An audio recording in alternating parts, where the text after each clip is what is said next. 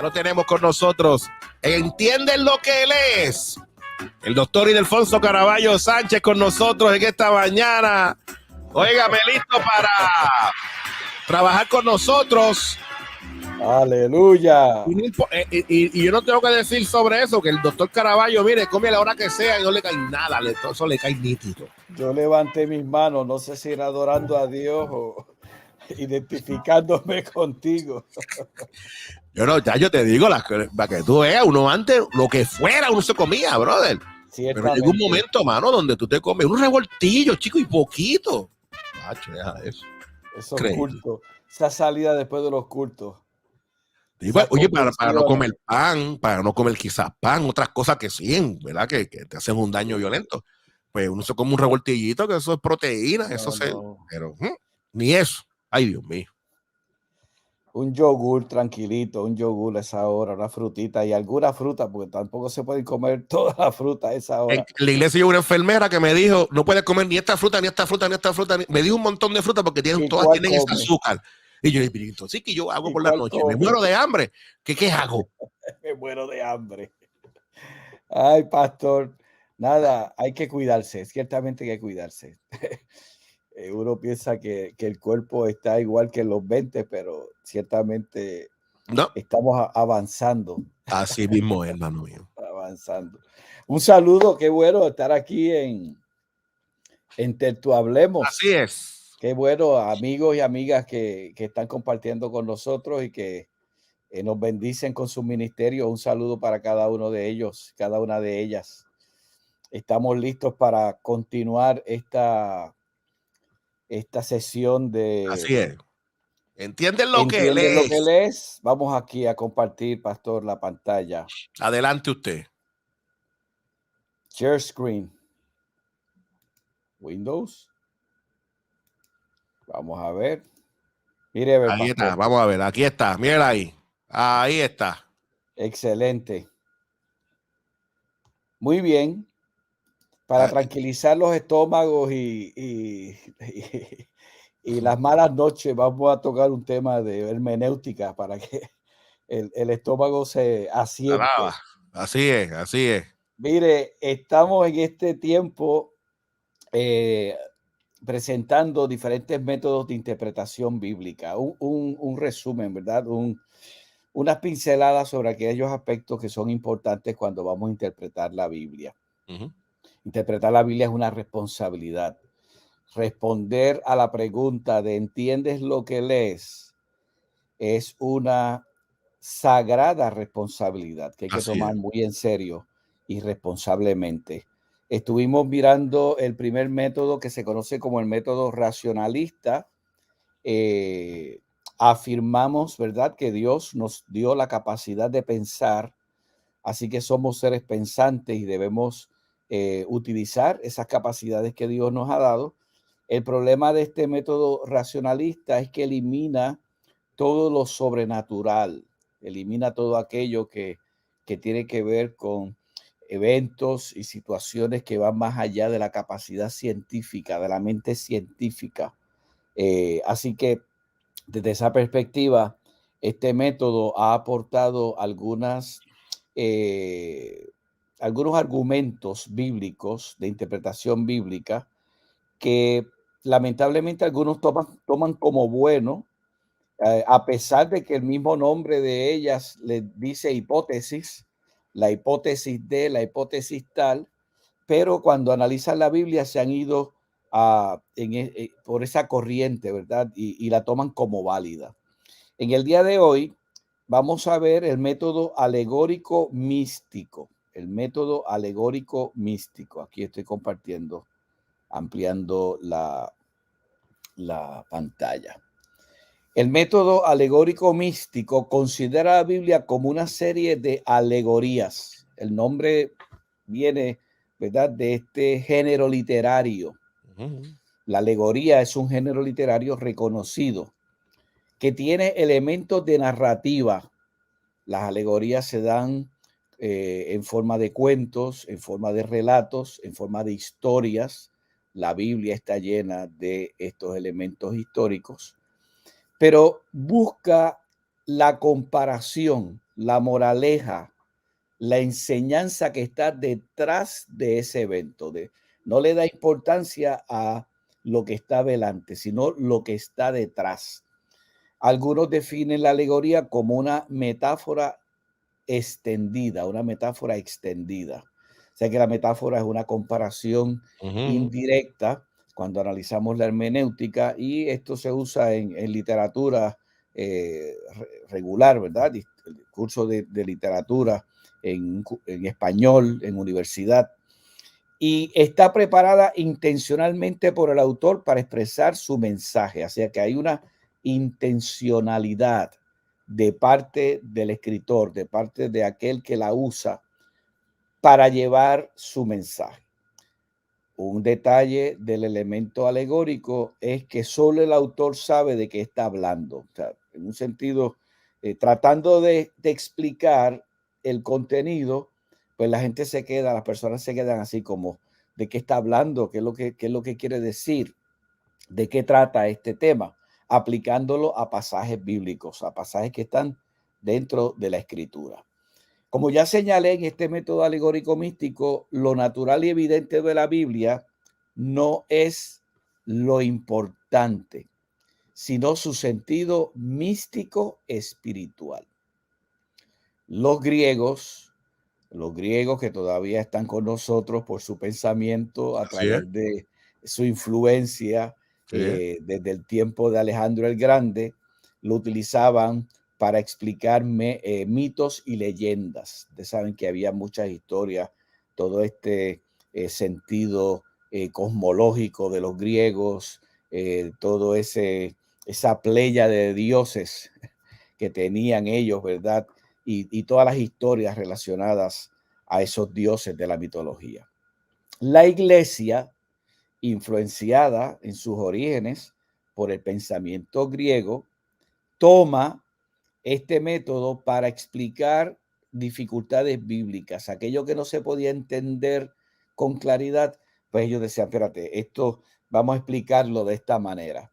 Y entonces le buscaban el sentido que está detrás de ese contenido bíblico. Vamos a ver algunos ejemplos. En la historia de Daniel en el foso de los leones. Precisamente estamos estudiando el libro de Daniel en los estudios bíblicos de nuestra iglesia, y estamos terminando, ¿verdad? Esta primera parte del libro de Daniel, de 6 capítulos que tienen un contenido histórico, biográfico, experiencias que vivió Daniel mientras estaba allá en la cautividad de Babilonia. Y este pasaje del foso de los leones se interpreta restándole seriedad y restándole evidencia de que en efecto Daniel fue echado a un foso de leones. O sea, eso ocurrió literalmente. Nosotros, ¿verdad? Lo creemos de esa manera. Los que examinamos la Biblia y entendemos que estas historias que se relatan en ella ocurrieron históricamente. Los que utilizan este método alegórico místico dicen, estas historias están colocadas en la Biblia no porque ocurrieron realmente, sino por el mensaje que está detrás de el relato bíblico. Los leones, para este tipo de interpretación, representan las pruebas del creyente, sin restarle a la realidad histórica del evento. Mira, pastor, tú y yo predicamos, y aquí hay muchos pastores y pastoras que predican, así que este método tiene un uso homilético, Estas interpretaciones, ¿verdad? Estas relaciones. Ciertamente yo he predicado y tú has predicado sobre los leones de Daniel, representando la tentación, representando la persecución, representando diferentes eventos de la vida diaria y de la vida cristiana. Pero tanto y cuanto no se le reste veracidad al evento histórico enmarcado en unos personajes, en un relato, en una narrativa. El problema es cuando se le quita ese valor histórico al pasaje. Así que debemos tener cuidado cómo lo usamos ¿Y qué interpretación le damos al pasaje? Le damos a esos pasajes bíblicos cuando así lo examinamos. Es interesante que la Biblia utiliza alegorías y probablemente una de las más famosas que contiene la Biblia es la que está en Gálatas 4:24, la alegoría de Abraham, de Sara y de Agar. El pasaje bíblico, si usted tiene su Biblia por ahí, ¿verdad? Y ojea las páginas de esta carta del apóstol Pablo, va a encontrar que aún en nuestra Biblia se titula esa sección, la alegoría de Abraham y Sara, la alegoría de Agar, capítulo 4, Gálatas. Alegoría de Sara y Agar. Aquí lo tengo en mi Biblia, capítulo 4, versos del 21 en adelante. Fíjense que los mismos que produjeron, ¿verdad? La Reina Valera y la división de pasajes, identifican que ese pasaje contiene una alegoría, pero no quita de que Abraham, Sara y Agar fueron personajes que existieron en el tiempo, en la antigüedad, particularmente en el libro de Génesis. Otro pasaje interesante que siempre me llama la atención y que lo uso como un ejemplo cuando discuto este tema, y de hecho no es un pasaje, es todo un libro. Es el libro de Cantar de los Cantares. El libro de Cantar de los Cantares. Fíjense que el libro tiene un valor dentro del contexto del canon hebreo. Tiene una pertinencia. Y el libro lo que desea celebrar es el amor entre un hombre y una mujer, la relación sexual entre un hombre y una mujer, la intimidad que se da en esa relación. Yo no sé si tú sabías, Jesús, Pastor Jesús, que cuando se habla de que a principios de siglo, en una ciudad llamada Yamnia, se reunieron estudiosos, rabinos judíos para discutir los libros y darle la forma del canon, la forma final al canon del Antiguo Testamento, y el libro de Cantares estuvo en discusión, fue el último en ser aceptado dentro del canon bíblico, y el argumento era de que su contenido era altamente sexual, altamente sexual. Entró de chiripa. Entró de chiripa. Entonces, la razón o el argumento de peso para aceptarlo fue tratar de suavizar ese concepto real que está en el libro de una relación entre un hombre y una mujer para relacionarlo con Cristo y la iglesia. La gran mayoría de nosotros y de los sermones que uno escucha sobre Cantar de Cantares terminan haciendo referencia a Cristo y la iglesia. De hecho, digo terminan si es que reconocen el valor histórico, ¿verdad? Y la eventualidad que describe el libro, porque hay otros que mencionan el libro de Cantares y rápidamente pasan a hablar de Cristo y la iglesia, de la relación entre Cristo y la iglesia. ¿Está incorrecto eso, pastor? Pues mire, no está incorrecto en todo el sentido de la palabra, siempre y cuando usted reconozca el valor histórico del contenido. Correcto. El lugar del libro de Cantares dentro de la Biblia. Fíjese qué interesante, pastor y pastores y pastoras, que yo no escucho ese libro en una conferencia matrimonial, y aún en las conferencias matrimoniales llega el punto en que la discusión se vuelve alegórica, porque aquí está Cristo, aquí está la iglesia.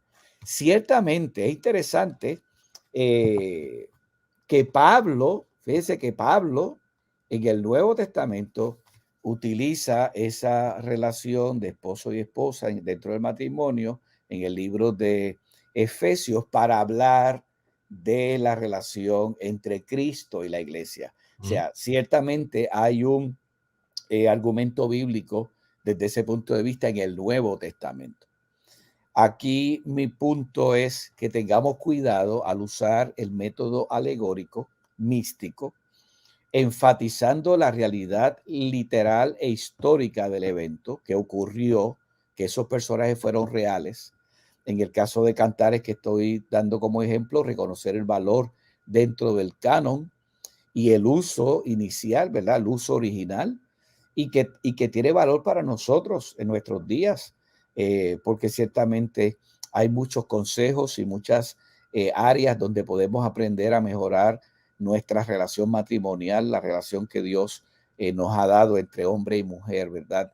Dentro de ese marco matrimonial que nosotros afirmamos, que es el lugar para esas relaciones sexuales. El método alegórico místico debe ser usado con cuidado, marcando la diferencia dentro de la hermenéutica y la homilética. Vamos a ver un tercer método, el método dogmático. El método dogmático. Pastor, ¿hay un método dogmático de interpretación? No cambió acá, no cambió en la pantalla acá. No cambió, pastor. No. Mira a ver ahora. No, se quedó en el método alegórico. Ahora sí, ahora sí. Cambió. Ahora cambió, sí. Muy bien. Vamos entonces aquí a agrandar esta. Método dogmático. ¿Se amplió, pastor? No se amplió, pero lo puede dejar ahí, pero se está viendo claro. Muy bien. El método dogmático consiste en interpretar de acuerdo con las enseñanzas de un grupo en particular, una organización o una denominación. Dogma es enseñanza. El término dogma lo que implica, o su traducción o su significado, es enseñanza. Las enseñanzas no están mal. Hay algunos que utilizan el término, la palabra dogma y la interpretan de una manera radical, de una manera contundente. Pero mire, tenemos que ser realistas de que toda denominación, concilio cristiano tiene dogmas. En algún tiempo se hablaba de los dogmas como que eso era algo de los hermanos católicos, ¿verdad? Pero la realidad, por lo menos yo me he dado cuenta de que nosotros también tenemos nuestros dogmas. De hecho, hay gente que lo ha utilizado para decir, no, esos son dogmas de hombre, para no hacerle caso quizás o dejarse dirigir por unas reglas o unas cosas, sino no son dogmas y es para sacárselo del sistema y no hacerle caso. Utilizan el término a su conveniencia, sí. A su conveniencia. Aquí lo que estamos presentando es que tú interpretas la Biblia de acuerdo a ese dogma. Una de las ventajas de la interpretación dogmática es que le da unidad al grupo, porque todos piensan lo mismo. El lado negativo de este tipo de método es que cuando alguien piensa lo contrario, se sale del grupo, se tiene que salir del grupo porque no lo aceptamos. Y entonces nosotros hemos crecido, ¿verdad? Y afirmamos la unidad dentro del cuerpo de Cristo, pero afirmamos también la diversidad. Sí. Porque muchas veces pensamos en unidad como si fuera que todos debemos pensar lo mismo y debemos tener cuidado, porque aún en medio de la diversidad se da la unidad. Unidad no es uniformidad. Interesante. Unidad no es uniformidad. Somos diferentes. Y la realidad es que a través de la historia, a través de los años, a través del desarrollo del pensamiento cristiano, ha habido momentos cuando el pensamiento de la iglesia se ha dado en base a ese dogma, a esa enseñanza. Un ejemplo, pastor, un ejemplo. Pues mire, un ejemplo que nos toca a nosotros los dos, y voy a hablar de mi experiencia y de nuestra experiencia, ¿verdad? Desde el punto de vista de la Iglesia de Dios, como se conoce a nivel mundial. Pastor, nosotros tenemos dentro de nuestras enseñanzas, nuestras reglas de fe, el lavatorio de pie. Correcto. Lavatorio de pie como una experiencia que nosotros creemos que está incluida en la Biblia y que debe ser no solamente enseñada, sino practicada. Y nosotros practicamos nuestra iglesia y nuestra experiencia de la Iglesia de Dios, el lavatorio de pies. Hay otras denominaciones cristianas, evangélicas y aún pentecostales que no practican el lavatorio de pies. O sea, no lo ven como que es parte de su enseñanza, como que está dentro de la Biblia y que debe tener un lugar en la práctica cristiana. Una nota, es una experiencia hermosa participar del lavatorio de pies. Y nosotros lo vemos en el libro de Juan como parte de la enseñanza de Jesús. Y Jesús le dice a sus discípulos, le estoy dando un ejemplo para que ustedes sigan, para que ustedes practiquen, para que modelen el servicio, modelen el servicio. Fíjense ahí cómo nosotros buscamos la enseñanza que está acompañando ese evento. Un poquito del modelo alegórico, ¿verdad? Que acabamos de mencionar. Pero no podemos dar solamente énfasis a la enseñanza sin afirmar que la noche que Jesús fue entregado estaba cenando con sus discípulos y en un momento de la cena se levanta, se quita el manto, busca una toalla y se baja literalmente a lavarle los pies a sus discípulos. Es un evento histórico, es un evento que ocurrió. Otro elemento dogmático en nuestro caso tiene que ver con el hablar en lenguas como la señal de la llenura del Espíritu Santo. Hablar en lenguas como la señal de la llenura del Espíritu Santo. ¿Es esa la única señal? ¿Ve? Ahí entra entonces el análisis y el pensamiento de otras denominaciones cristianas, donde afirman que la llenura del Espíritu Santo se da en muchas otras experiencias y es multiforme. O sea, no es solamente un punto. Y en esos sentidos, pastor, yo no sé tú, pero hay momentos que uno hasta se autocritica, ¿verdad? Claro. Porque este elemento, en el caso nuestro, de la Iglesia de Dios y de otras experiencias pentecostales, donde se le da ese énfasis al hablar en lenguas. Y como señal inicial. Como la señal inicial. Y entonces la pregunta es, ¿y qué hacemos con aquellos que nunca hablan lengua? Sí. Que nunca hablarán lengua en el camino. Así es. Sí, yo creo en el hablar en lenguas. Ahora digo yo, como Pablo, o sea, yo he hablado en lenguas, pero eso no puede ser la única señal, en la evidencia. Usted utiliza, ¿verdad? Ese término, si no me equivoco, la evidencia inicial del bautismo, de la llenura del Espíritu Santo. Hay una gama de experiencias. Ciertamente el libro de los Hechos se marca por esa experiencia de venir, que vino el Espíritu Santo y fueron llenos del Espíritu Santo y hablaban idiomas. Qué interesante, porque entonces también tenemos que poner en perspectiva, hablaban glosa. Hablaban lenguajes. El asombro de la gente que estaba allí, que hablaba otros idiomas, es que los galileos, aquellos que estaban allí los discípulos, seguidores de Jesús, que estaban en el aposento alto, le estaban hablando las maravillas de Dios, porque entonces tampoco era cualquier otra cosa. O sea, fíjese cómo usted, cuando profundiza el pasaje bíblico, se da cuenta de lo amplio y del contexto histórico en el que se da ese pasaje bíblico. Así que afirmamos la experiencia de Pentecostés, afirmamos la evidencia del hablar en lenguas, pero entendemos también que no podemos limitarla, no podemos ser dogmáticos. Ahí estaría el uso del término. No podemos ser dogmáticos y cerrarnos.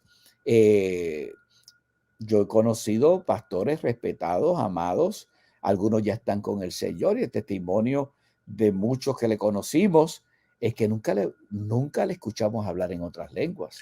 Probablemente hablaron lenguas, pero nosotros no los escuchamos.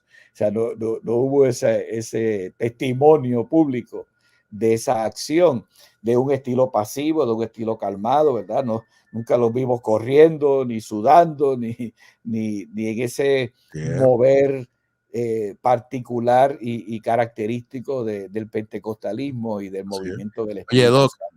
Doc, y en esa misma línea, aún nuestras minutas de la Iglesia de Dios proveen y nos afirman que hay posiciones dentro del equipo de trabajo pastoral que una de las enseñanzas claras es que la persona hable en lenguas. Hable en lenguas. Y uno como pastor, y en esta misma experiencia que estamos hablando, donde uno en este elemento dogmático, uno pues da cohesión al grupo, pero tampoco uno puede determinar que esto es lo que es para todos. Uno tiene que tomar decisiones y decir, espérate, yo a esta persona no la he escuchado nunca hablando en lengua, pero tiene tremendos talentos, ama al Señor y ha ocupado posiciones y uno las ha puesto a trabajar cerca de la verdad, en posiciones en la iglesia, y son personas que nunca han hablado en lengua, o que por lo menos uno los ha escuchado, ciertamente, pero uno ve que son llenos del Espíritu porque demuestran otros dones, y ciertamente hay unos frutos en ellos que nos hace pensar que son la evidencia clara de una persona que es llena del Espíritu Santo. Sí, fíjate que con ese tema del Espíritu Santo, que es un tema teológico, bíblico, porque está basado en la Biblia. O sea, yo creo en el Espíritu Santo porque la Biblia habla del Espíritu Santo. Claro que sí, lo afirmamos. Y la historia de la iglesia ha visto la acción del Espíritu Santo, y ya uno creciendo en la iglesia, como dice uno, y ya entrando en edad, como hablábamos al comienzo, ya uno ha visto el testimonio de la acción del Espíritu Santo. Así es. Así que no está limitado. Yo creo que sí. El método dogmático lo utilizamos. Debemos ser cuidadosos porque muchas veces nos gusta colocar en cajas a Dios.